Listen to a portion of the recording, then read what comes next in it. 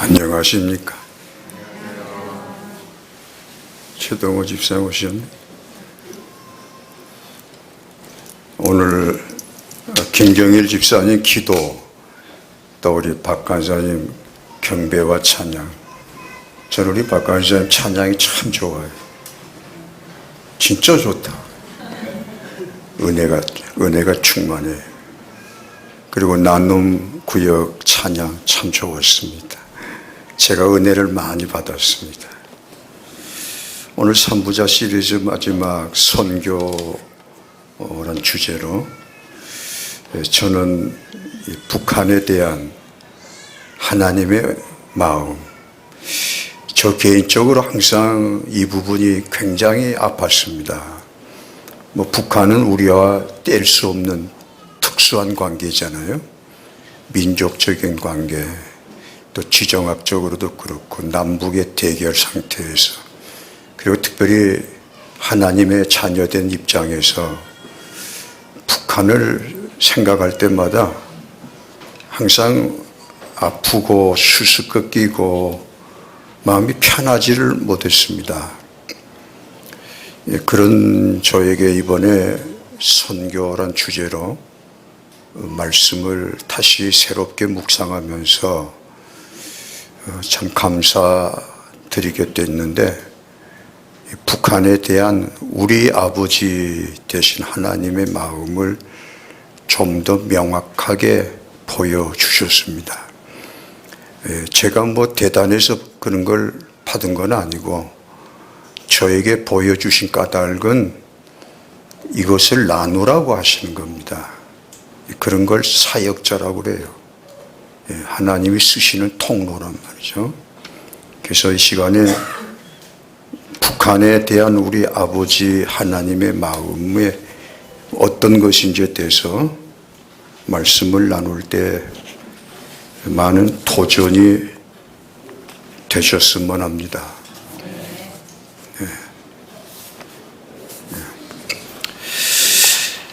1982년 3월 25일과 26일 이틀간 미국 시카고에서 로잔 전략실행위원회라는 선교 지도자들의 모임이 있었습니다. 그냥 단순히 모임이 아니고 일종의 워크숍인데, 이 회의의 주제가 뭐냐면, 꼭 주제라고 딱 부르지게 말하기는 그렇습니다만은, 왜 주님이 오시지 않는가라는 그런 갈망, 그런 아픔, 의문, 이런 걸 품고 모여서 기도하고 공부하고 토론하는 그런 특별한 모임이 있었습니다. 오늘 말씀, 본문의 말씀을 나타난 대로 오늘 본문 24절 다시 한번 같이 보실까요? 함께 보십시다. 천국 복음이 모든 민족에 증언되기 위하여 온 세상에 전파되리니 그제야 끝이 오리라. 아멘. 천국 복음이 모든 민족에 전파되고 또 온 세상에 증언되면 끝이 온다. 끝이 온다는 말은 주님이 오신다는 거 아닙니까? 이 말씀대로면 분명히 천국 복음이 모든 민족에 전파됐고 온 세상에 증언된 건 지금 현실이잖아요. 그러면 이 말씀, 이 약속대로라면 주님이 재림하셔야 되는 건데 왜 주님이 재림을 안 하시나? 나는 이 풀 수 없는, 이해할 수 없는 이런 수수께끼를 가슴에 품고 모였던 그런 모임에서 성령님께서 특별한 은혜를 부어주셨습니다. 이때 성령님이 주신 이 사건, 이 은혜가 굉장한 교회 선교사상 획기적인 사건이 됩니다. 어떤 은혜를 주셨는가 하면 단어 하나였습니다. 성경에, 지금 우리가 쓰고 있는 성경에 민족이라고 번역이 되어 있습니다.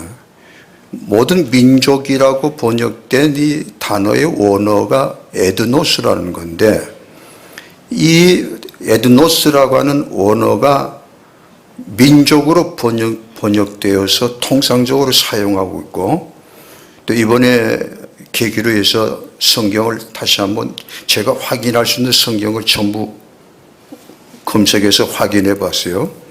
12개 성경, 한글과 영어로 된 성경 12개 성경을 확인해 봤는데 전부 다 민족으로 번역되어 있습니다. 네이션. 그 중에 두 가지만 백성, people로 번역되어 있었고, 그래서 민족으로 번역된, 네이션으로 번역된 이 에드노스라고 하는 단어 하나가 성령님께서 열어주신 겁니다. 무슨 말씀이냐면 이 에드노스라고 하는 단어는 지금까지 통상적으로 이해했던 네이션, 민족이라고 하는 의미뿐만 아니라 종족, 트라이브라는 종족의 의미가 있다가는 그 점을 주목하게 하셨고 그것에 집중하게 하셨습니다. 이 사건이 조그만 단어 하나의 의미를 열어 보인다는 것이 그런 조그만 사건이 아니고 아주 충격적인 사건이었습니다. 그런 관점에서 한 가지 예를 들면 인도네시아라는 나라, 인도네시아라는 민족을 보면 인도네시아라는 그 민족, 네이션의 그 관점에서 보면 분명히 천국 복음이 전파된 건 사실입니다. 그런데 이 성령님이 열어주신 이 에드노스의 또 하나의 의미, 종족이라고 하는 의미로 인도네시아를 들여다보기 시작하니 놀라운 사실이 열어진 겁니다.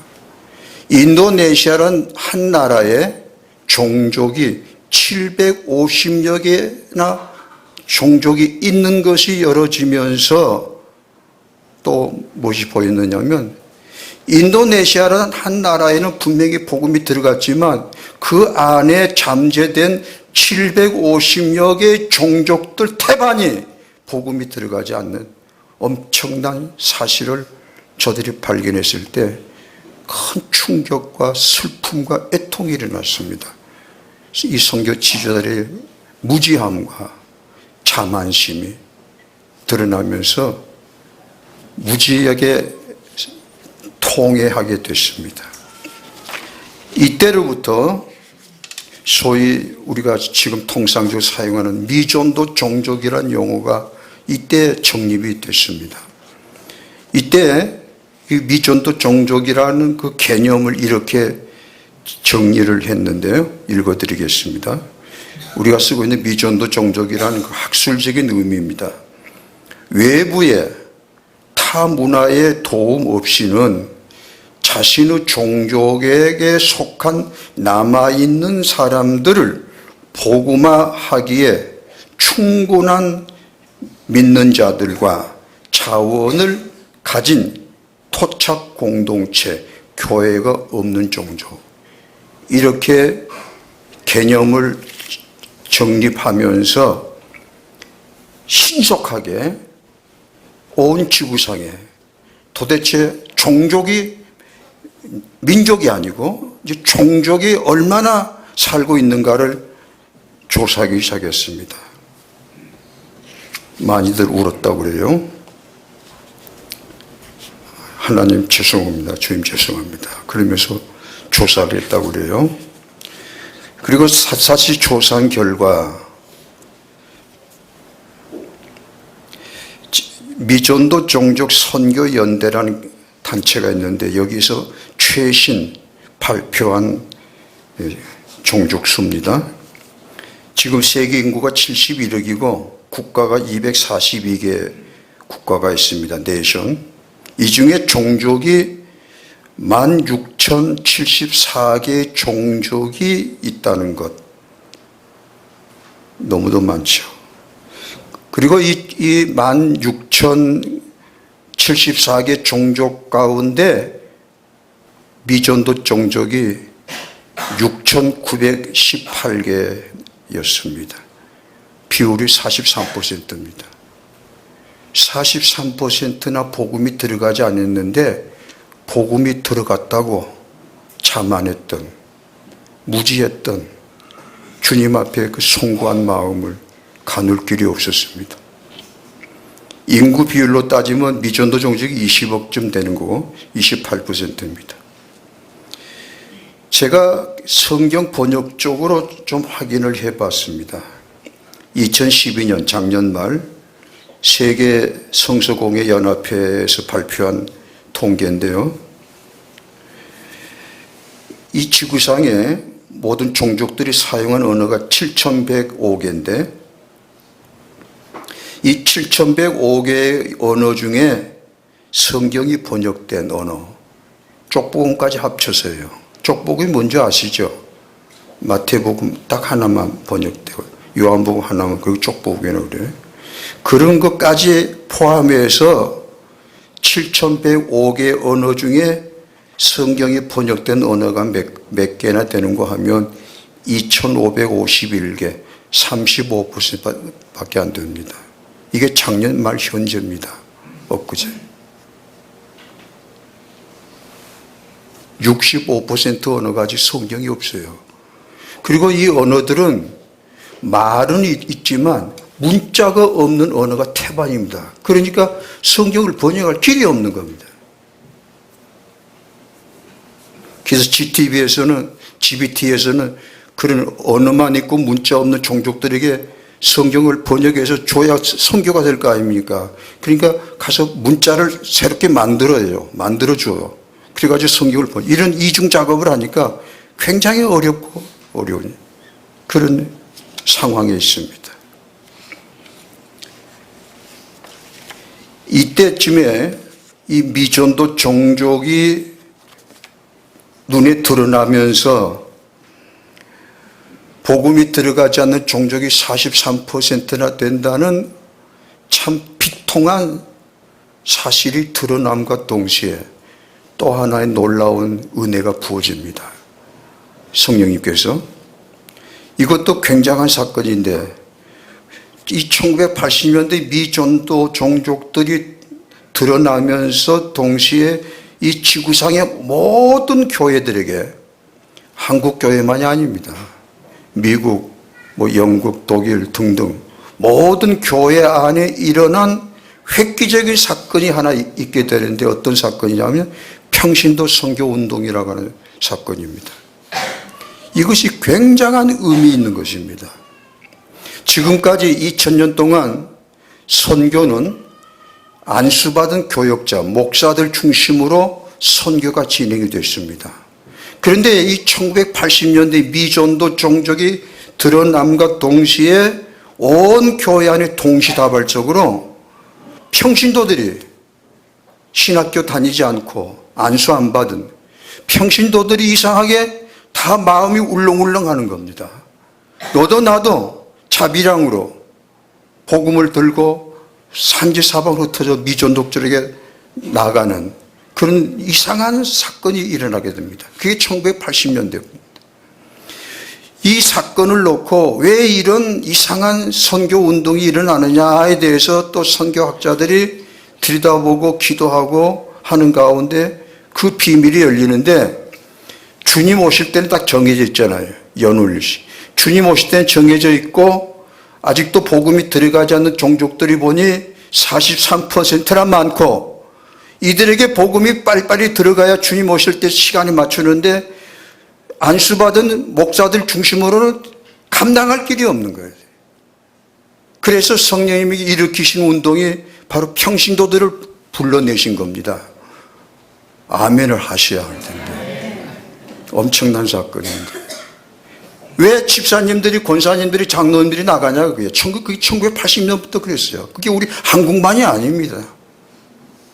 우리 먹고 새로운 교회로 보면은 저 맨 뒤에 앉아 계신 오석희 집사님, 뭐라고 침술까지 배워가면서 자기 돈 들여가면서 복음을 들고, 글쎄 잘 전한가는 모르겠습니다만 나갑니까? 이런 이상한 현상. 전문인 선교사, 자비랑 선교, 단기 선교. 그래서 우리 먹고 새로운 교회는 멀리 탄자니아까지, 내년에는 더구나 25명이나 가신다면요. 엄청난 일입니다, 그게.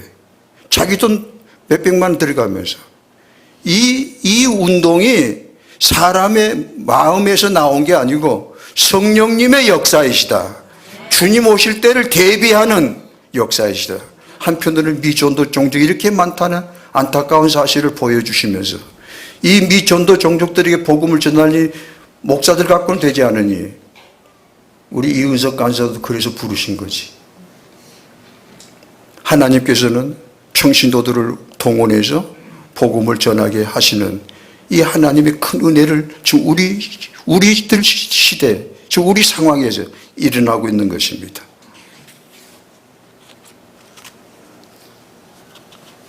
그러면서 이제 북한과의 관계입니다. 이 말씀, 이 사건, 이 현상과 북한과의 어떤 관계가 있느냐 하는 겁니다. 북한은 1945년 해방되기 직전까지 특수한 상황이 있었습니다. 물론 북한은 당연히 미전도 종족입니다. 그러나 그게 미전도 종족만이 아니고 불가전도 종족입니다. 복음을 전할 수가 없는 땅입니다. 이 북한이 70년 전 1945년 공산화 되기 전까지 이 북한 땅이 어떤 땅이었더냐, 그게 가슴이 아픈 것입니다.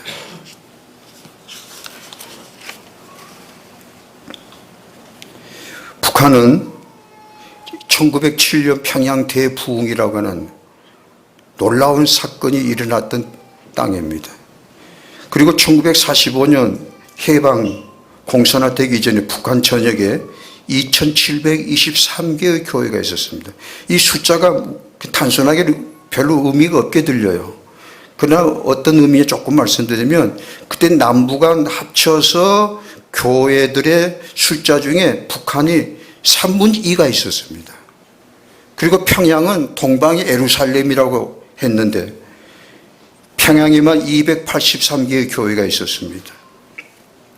이 땅이 복음이 흥황했던 이 북한 땅이 1945년 공산화되면서 교회가 사라집니다. 그리고 순교의 시대로 들어갑니다. 지상의 교회는 흔적도 없이 사라집니다. 70년 순교의 피로 물들어진 땅이 되고 맙니다. 지금 현재 지하교회 숨어서 예배드리니 오늘 시간에도 이 복된 주일날에 우리는 이렇게 편안하게 즐거운 마음으로 예배를 드리지만 저 북한 지하교회 성도들 이 순간에도 숨을 죽이면서 찬송도 제대로 못하고 드러나면 바로 순교당하는 걸, 예배가 저들은 목숨 거는 예배입니다. 이런 모습들, 날마다 주일마다 모여서 예배드리는 그 예배가 단순히 예배가 아니고 저들은 목숨 거는 사건입니다. 그런 일을 70년 동안 이어온 저 북한 지하교회가 지금 적게는 10만 명, 엊그제 며칠 전에 저에게 배달된 세계 기도 정보라는 책이 있어요. 그게 2011년 판이 최신판인데 여기를 살펴봤더니 어떻게 해서 이런 통계가 나왔는지 모르지만 현재 북한 지하교회 성도들 숫자가 나와 있더라고요. 들어보세요. 35만 5,762명의 지하교회 성도가 있다는 거예요. 40만 가까이. 이 북한과 오늘 말씀과 어떤 관계가 있느냐는 겁니다. 자, 오늘 말씀을 다시 한번 읽겠습니다. 같이 보시죠. 이 천국 복음이 모든 민족에게 증언되기 위하여 온 세상에 전파되리니 그제야 끝이 오리라. 아멘. 끝이 온다. 주님 재림하신다. 이 명확한 거죠. 명확한 예언입니다. 그리고 반드시 그렇게 될 것입니다. 믿습니까? 예. 그러면 주님이 분명히 재림하시는데 그 재림 이전에 복음이, 천국 복음이 모든 민족에 전파된다는 것입니다. 전파되는 사건이 일어난다는 것. 그 하나님의 역사를 말합니다. 이 말씀과 북한과 연결하면 북한은 반드시 개방이 되고 복음이 들어가게 됩니다. 이 마태복음 24장 14절 말씀이 단순한 재림에 대한 약속이 아니고 이 말씀과 바로 북한과의 직접 연결되는 북한의 미래를 보여주시는 이런 특별한 말씀인 걸 보게 될 때 머지않아, 물론 구체적인 방법은 우리가 알 수 없어요. 그러나 분명히 마태복음 24장 14절 약속대로 우리 아버지 되신 하나님이 저 북한 땅을 잊지 아니하시고 지금은 순교자의 피로 물들여져 있고 지금도 그런 순교자의 각오로 예배드리는 저 땅에 반드시 문이 열린다는 것입니다. 그것도 우리 하나님, 우리 아버지께서 문을 열어주신다는 것입니다. 이런 소망을 우리가 뜨겁게 가슴에 품게 됩니다. 자, 그러면서 이제 북한 지하교회의 의미에 대해서 말씀을 드리겠습니다. 저 개인적으로 말씀 서두에 좀 말씀드렸지만 참 북한, 그중에 북한 지하교회, 그를 생각할 때마다 항상 가슴이 아팠습니다. 왜 하나님 그러실까? 복음이 흥황했던 그 땅에 왜 저렇게 공산화가 되며 순교의 땅으로 변화됐나? 하나님 뭐 하시나? 도대체 우리 아버지 하나님 뭐 하시나? 70년 동안, 오늘과 내일 북한 땅, 북한 지하교회는 버림받은 땅인가? 버림받은 교회인가? 불쌍한 교회, 참 작은 교회, 보잘것없는 교회, 겨우 숨만 까딱까딱 하는 교회, 우리가 도와줘야 될 교회, 항상 그런 아픈 마음, 그러면서도 그게 풀리지가 않는 겁니다. 도대체 하나님의 마음은 뭘까? 북한 교회는 어떤 교회인가? 북한 교회의 비밀이 뭔가? 그런 아픔이 있었는데 이번에 하나님께서 열어주신 것이 있습니다. 말씀드립니다. 첫째, 북한 지하교회의 실상, 비밀입니다. 북한 지하교회는 초라한 교회, 불쌍한 교회, 약한 교회, 한 줌밖에 안 되는 교회, 겨우 명맥만 유지되는 보잘것없는 교회. 있습니까? 그게 우리 생각이었습니다. 그런데 아니라는 겁니다.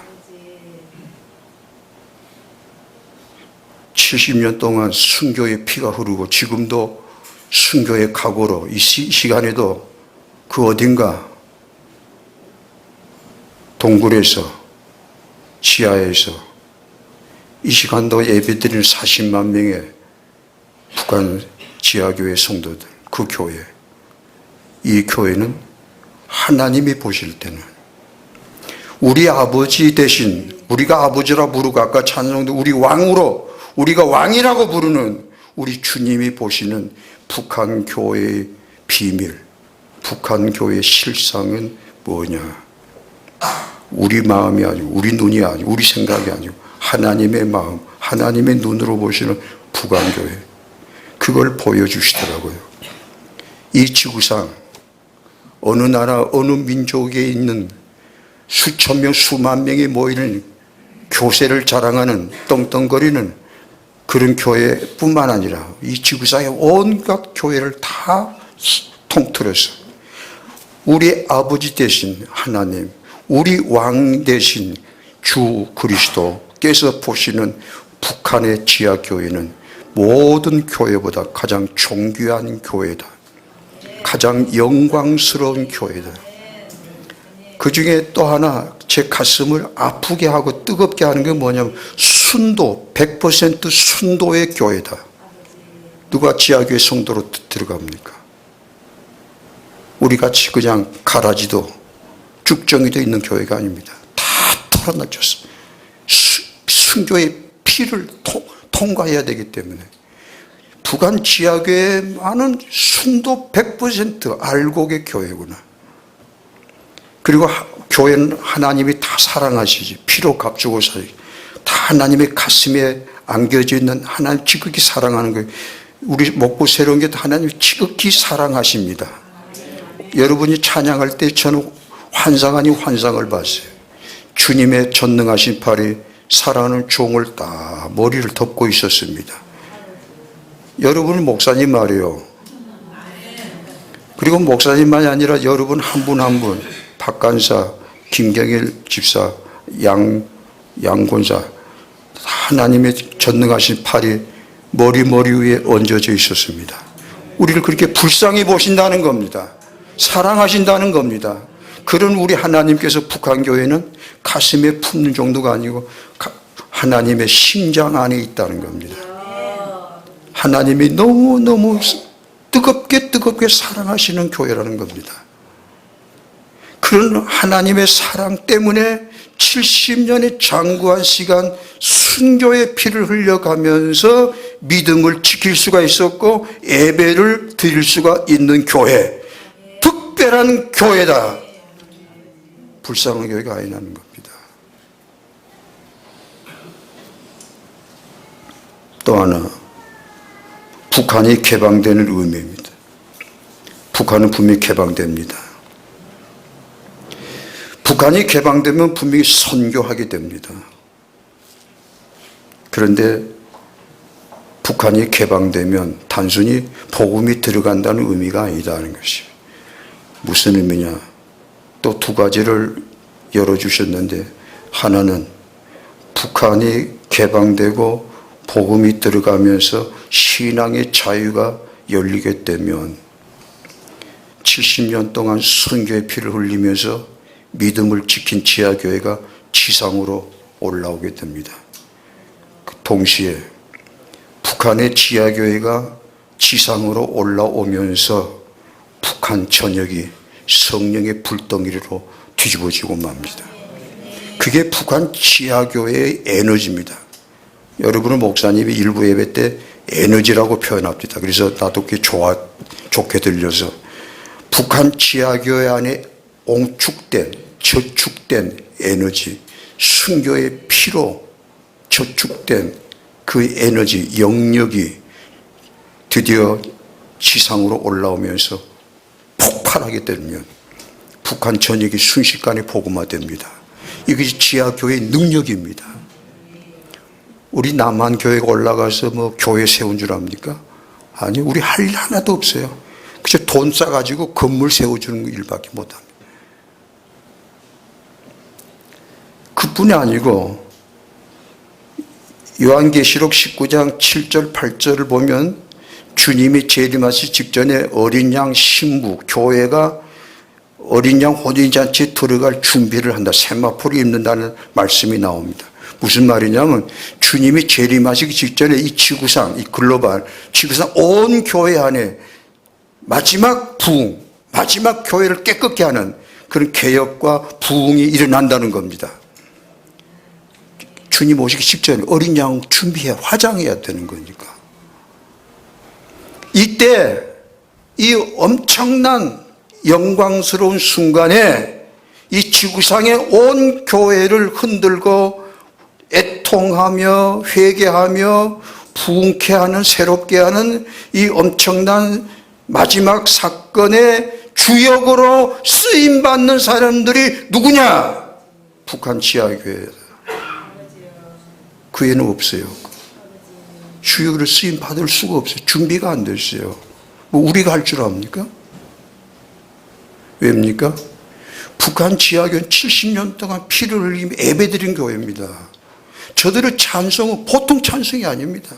저들의 기도는 우리가 하는 기도하고는 전혀 다릅니다. 저들의 예배는요, 우리가 드리는 예배하고는 하늘 땅 차이입니다. 저들의 그 예배와 그 기도 속에, 그 찬송 속에 들어가 담겨져 있는 저들의 그 생명, 그 피, 그 눈물 말입니다. 우리는 그거 없잖아요. 그렇게 해서 70년 동안 다져진 하나님께서, 우리 아버지께서 그때 쓰시려고 쓸 사람을 준비하는 게 성경 역사잖아요. 모세도 그렇고 요셉도 그렇고 이 마지막 역사의 세기말적인 종말에 지구상의 온 교회를 뒤집는 이 큰 일을 감당할 누군가 준비가 돼야 되는데 그걸 하나님이 준비를 시키시고 있는데 그게 바로 북한 지하교회다. 그래서 저렇게 연단을 받고 있는구나. 하나님이 사랑하셔서 따로 선택하셔서 따로 구분하셔서 우리가 그걸 모르고 불쌍한 교회라고 내려다보고 손가락질하고 뭔가 우리 있는 거 갖다 주는 식으로 우리 하나님 참 놀라우시다. 놀라우시다.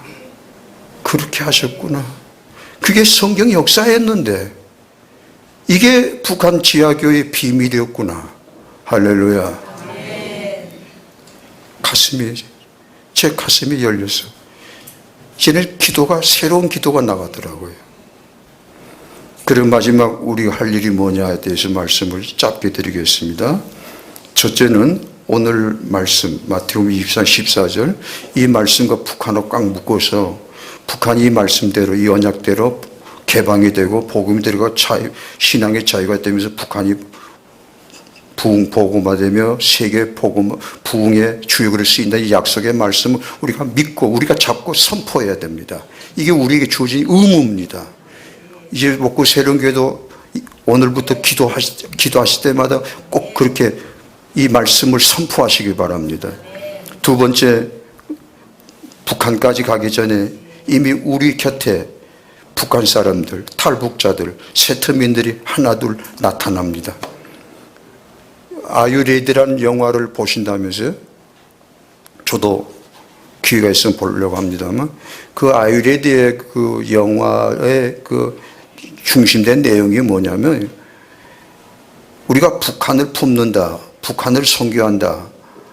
그렇게 한국교회는 떠들고 소리치고 있지만 이미 남한에 내려와 있는 탈북자들, 세터민조차 품지 못하는 한국교회가 어떻게 북한을 품느냐는 거예요. 그걸 찌르고 들어온대요. 맞습니다. 이미 우리 곁에 북한 사람이 와 있습니다. 이제 우리 그들을 그냥 지나쳐서는 안 됩니다. 관심을 가지셔야 돼요. 손을 내미셔야 됩니다. 주변에 그런 사람이 있는가 찾으십시오. 오늘부터 찾으십시오. 이게 우리 아버지 하나님 우리에게 명하십니다. 명령하십니다. 마지막 셋째는 북한을 향해서 복음을 전하려고 몸부림치는 선교사들이 지금 밖에 나가 있습니다. 자, 보십시오.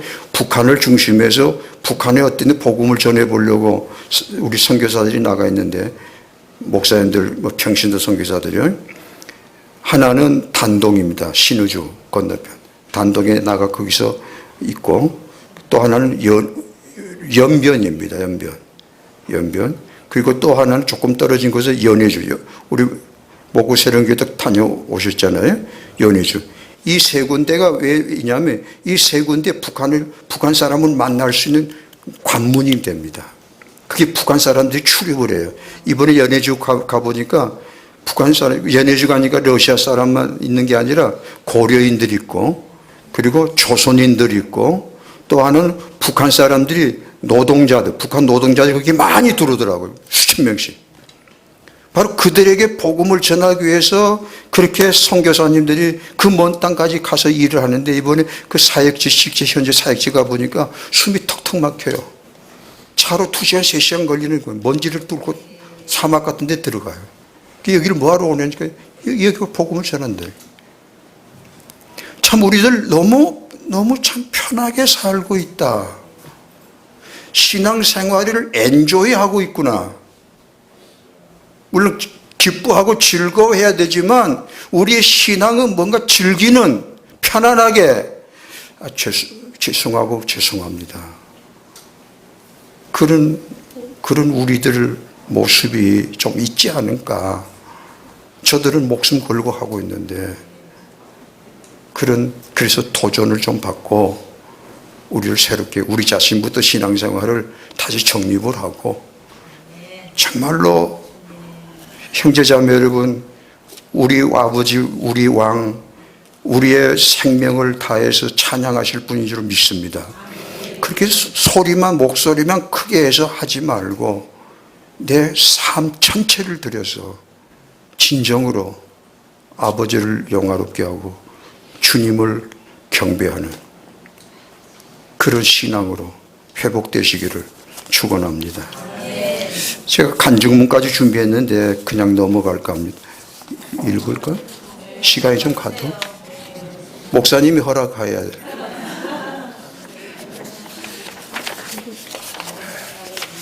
시간이 좀 갔어. 양해하시고요. 이거 9월 28일 날 우연히 세계 선교정보에서 확인한 간증문입니다. 미국 시민권을 가진 어느 선교사님이 북한에 가서 지하교회 성도들을 직접 만나고 온 간증이에요. 생생한 며칠 전에 된 사건. 자, 북한 지하교회가 어떻게 지내는가 보십시오. 읽겠습니다. 저는 북한에서 하나님의 허락하심으로 인하여 믿음을 지키는 성도들을 만날 기회를 얻었습니다. 또 몇몇 분의 소개를 거쳐 그들을 접촉할 수 있었습니다. 지금 말이 이게 압축이 돼 있어요. 몇몇 분이란 말은 어떤 기관 경로를 통해서 할 수 있었다는 거예요. 그 엄청난 사건입니다. 이걸 요약해서 이렇게 표현하는, 그러니까 그대로 읽겠습니다. 계속해서 그렇게 나옵니다. 그들의 신앙은 우리 자유진영의 성도들은 감히 부끄러워서 말할 수 없을 정도로 독실하였습니다. 죽으면 죽으리라는 순교의 각오로 믿음을 지키고 있었습니다.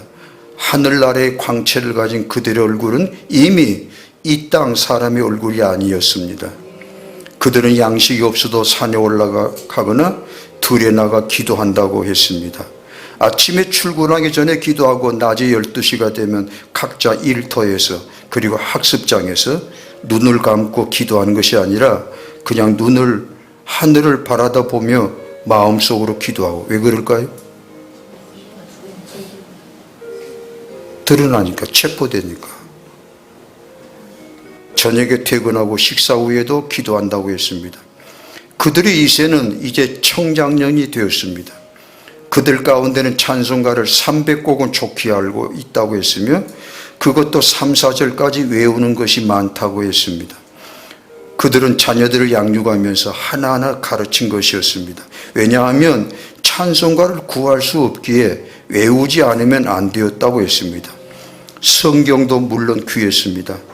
종이에 베껴서 많은 사람이 돌려보아야 했으며 그나마 부모님이 순교의 각오를 하고 숨겨두셨던 옛날의 성경책은 너무 오래전의 것이라서 옛말이 많이 섞여 있어 볼 수가 없다고 했습니다.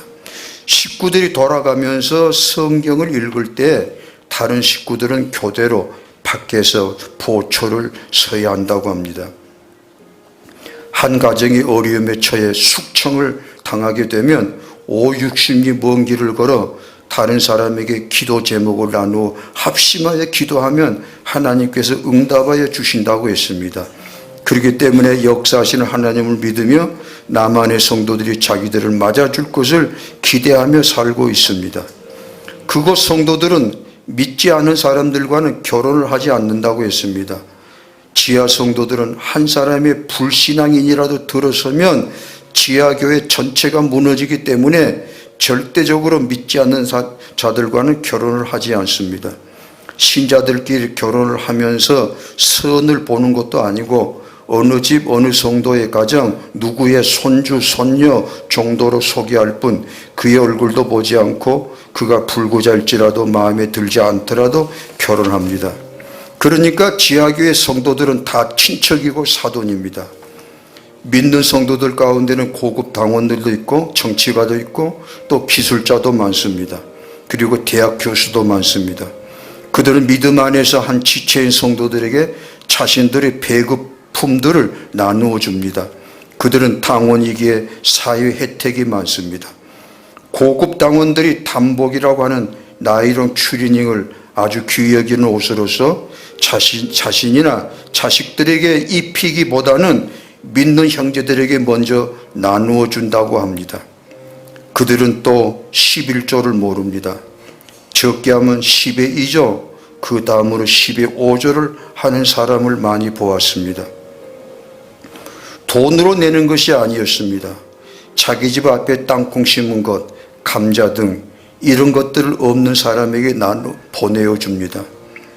순교를 당한 한 성도의 아내는 어린 자식 5을 키우기 위하여 13년을 탄광에서 일하는 동안에 지하교회의 성도들이 11조를 통해 그 가족을 도왔으며 도움받은 그 아이들은 장성하여 10의 5조를 드렸다고 합니다. 북한의 성도들은 예배뿐만 아니라 생활에서도 성도들 간에 이와 같이 헌신적으로 서로 섬기는 삶을 보여주고 있습니다. 저들은 물질적으로는 궁핍하나 그리스도의 사랑으로 초대교회의 삶을 그대로 실행하고 있는 것입니다. 기도하십시다. 아버지시여, 주님이시여, 똑같이 이 시간도 경배하고 찬양하고 예배드리는 우리 아버지시여, 우리의 예배와 경배와 찬양을 기뻐 받으시는 우리 아버지 하나님이시여, 온 땅 모든 민족에 흩어져 있는 교회들이 드리는 이 시간의 예배를 기뻐 받으시는 하나님 아버지, 사랑하신 주님, 성령님, 그 중에서 저 북한 땅, 순교의 피가 물들어진 땅, 오늘도 그곳에서 숨죽이고 예배드리는 저들의 예배를 가장 향기로운 예배로 받으시는 줄로 믿습니다. 이 시간도 저들의 예배 속에 성령님은 분명히 살아있는 형상으로 함께 하신 줄 압니다. 이 시간에 저들의 예배 속에 하나님 진정으로 임재하셔서 저들을 품고 계시고 어루만져 주고 계시고 새롭게 하고 계심을 압니다. 찬양합니다. 아바 아버지, 우리들도 저들처럼 못하지만 저들의 만분의 1이라도 내가 드리는 예배가 진정한 예배가 되게 해 주시옵소서. 예배뿐만 아니라 나의 삶 가운데서 나의 하나님을 진정 영화롭게 하는 그 은혜와 사랑 안에서 기뻐하고 감사하며 형제를 섬길 줄 아는 그런 우리들이 되게 해 주시옵소서. 예수님 이름으로 기도하옵나이다. 아멘.